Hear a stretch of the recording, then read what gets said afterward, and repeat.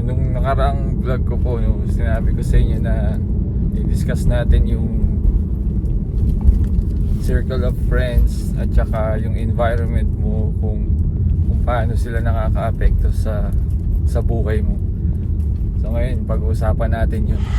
Diba meron tayong kasabihan sa Pilipinas o kahit sa ibang bansa, no? Kung sino man yung apat na kasama mo, panglima ka dun. For example, kung apat na kaibigan mo mahilig uminom, so ikaw yung magiging panlima ka kasi kasama ka sa kaibigan nila eh. Kung pang-apat, mahilig In 300 pagsugal, meters, turn right onto Chenale Boulevard. so ikaw din panglima ka. Tapos kung yung apat mong kaibigan mahilig mag-aral, panglima ka na katulad din nila na mahilig ka rin mag-aral. Ngayon pagka Now sports turn right minded, onto Chenale Boulevard. yung apat mo na kaibigan tas panglima ka, so kasama ka rin doon, panlima ka rin na athlete or sports minded. Bigyan ko kayo ng halimbawa. Ito, true to life po. Nung nag-aaral po ako sa section namin, may so magkakaibigan po kami. Pero syempre po sa classmate, sa magkakaklase, may grupo-grupo pa yan. Meron talagang solid na magkakasama, meron namang kasama dito, minsan kasama sa kabilang grupo. So ang nangyari doon, may isang grupo na solid talaga sila. Tapos may isang, hindi ko alam, na huli ko na nalaman to eh. May isa akong kasama sa kaklase doon na pala, hindi ko alam, ay gumagamit na pala. Ngayon nagkaroon ng invitation, parang nag-iimbita siya ng mga kaklase. Siyempre uunahin niya yung mga kaibigan niya. Since hindi naman ako hindi ako yung parang ka-close, tsaka thank God na lang hindi ako ganun ka-close sa kanila. Parang friends, pero medyo ko yung reserve. Ibig ko sabihin yung parang hindi fully yung parang ako'y nag-iingat. Hindi ako fully 100% tropa tayo, may pag-iingat. Siguro salamat na rin sa paggabay ng magulang ko, lalong-lalo na yung mom ko, sumalangit naman. So hindi ako yung pagkakain, yan ba, kain sa labas after school, yan, sumasama ako. Pero may isang na hindi ako sumama kasi parang yun eh, overnight. Noong time na yun, medyo kami, mahigpit yung parents ko when it comes sa overnight. Nagkayayaan sila, wala kaming klase. Parang pahapon na, or hindi, umaga pa lang, tas nalaman na walang klase, nagkayayaan. Ako parang nagstay sa school or umuwi na nun eh. Hindi ako sumama sa kanila kasi ang focus ko nga, aral, bahay, ganun. No? Kung may kailangan gawing project, sige, kami ng mga kaklase, may meeting, ganun. Yun, nagkayayaan. Yung pala, ang nangyari, parang titira sila ng gagamit.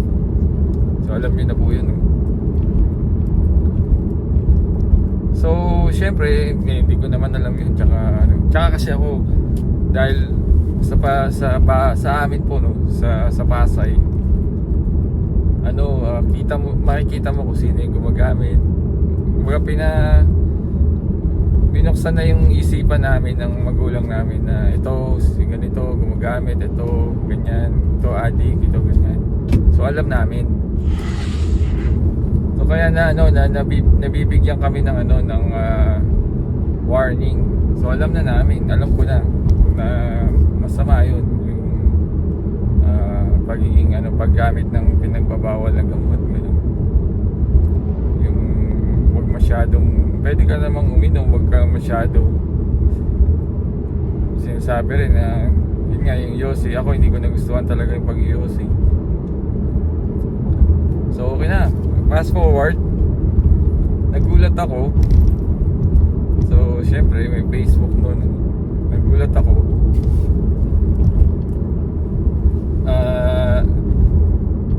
Ano siya, yung iba na itsura niya. Tapos ano na to, no, mga tapos na kami mag-aral ng university.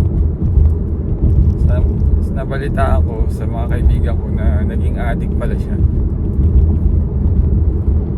Tapos one time parang minessage pa niya ako nun eh. Pero kasi nga tagal na namin hindi nag-uusap.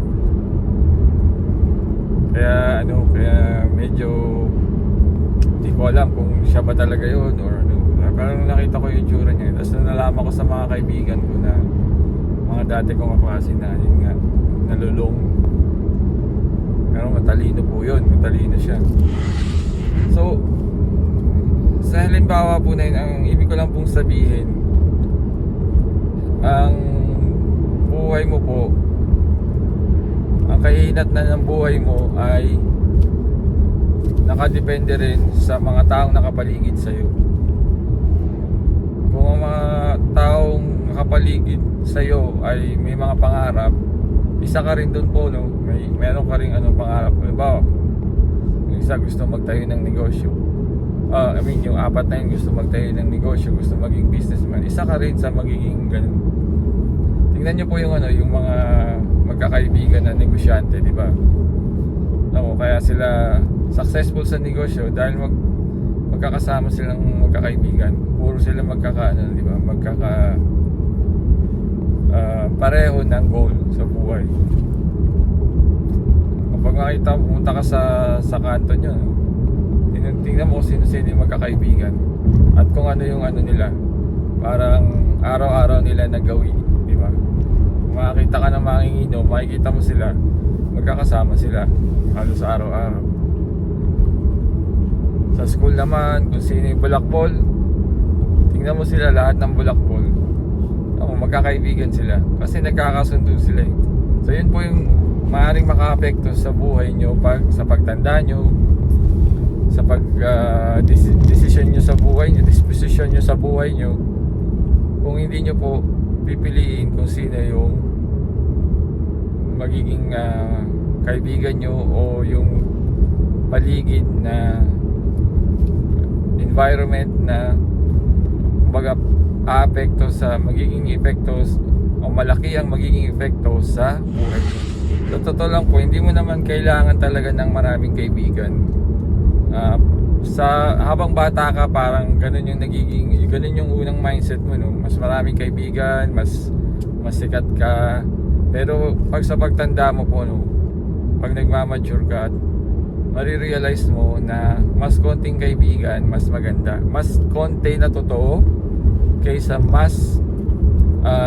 sa maraming kaibigan pero hindi naman sila mga totoong kaibigan mo. So yun po yung tatandaan natin na sa pagtahak mo sa goal mo, no, most of the time mag-isa ka lang. Hindi ka bibihira yung may kasama ka sa pagkamit nung pinapangarap. Kaya nga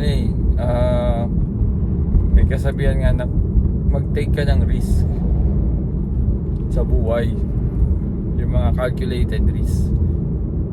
Yun yung yung lalabas ka sa comfort zone mo. Yan yung yung pag-uusapan natin sa susunod na vlog natin. Maraming po salamat. God bless.